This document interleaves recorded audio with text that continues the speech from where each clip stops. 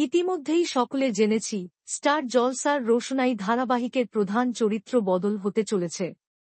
Star জলসার বেশ কয়েকটি ধারাবাহিক শুরু হয়ে কয়েক মাস চলার পর প্রধান চরিত্রের মুখ বদল হয়েছিল, সেটা ব্যক্তিগত কারণ কিংবা ধারাবাহিকের গল্পের সাথে নায়িকার চরিত্র ফুটিয়ে না ওঠার কারণে।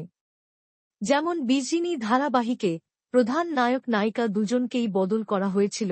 এছাড়াও সম্প্রতি সময় লাভ আজকাল এবং তুমি আশেপাশে থাকলে ধারাবাহিকগুলোতে প্রধান চরিত্রদের বিভিন্ন কারণে মুখ বদল হয়ে নতুন মুখ আনা হয়েছিল। এবারও ঠিক রোশনের সাথে ও সেরকমটা হতে চলেছে। রোশনাই থেকে সরে যাচ্ছেন অভিনেত্রী অনুষ্কা ঘোষ।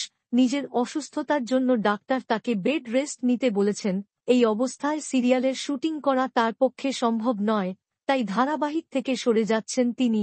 তার পরিবর্তে কোন অভিনেত্রীকে দেখা যাবে তা এখনও জানা যায়নি। ইতিমধ্যেই রোশনের চরিত্রে অভিনয়ের জন্য টেস্ট চলছে। বেশ কিছু জনপ্রিয় অভিনেত্রীদের মধ্যে নাম উঠে আসে তৃণা সাহা এবং স্বস্তিকা দত্ত। তৃণা সাহাকে এর আগে লাভ আজকাল ধারাবাহিকে মৌমিতা সরকারের হয়ে তাকে নেওয়া হয়েছিল, অন্যদিকে স্বস্তিকা দত্তকে বিজয়ী ধারাবাহিকে চ্যাটার্জির হয়ে তাকে নেওয়া হয়েছিল। তবে দেখা যাক রোশনাই নারীর চরিত্রে কাকে নেওয়া হয়। আপনারা রোশনাই নারীর চরিত্রে কোন অভিনেত্রীকে দেখতে চান কমেন্টে জানাবেন।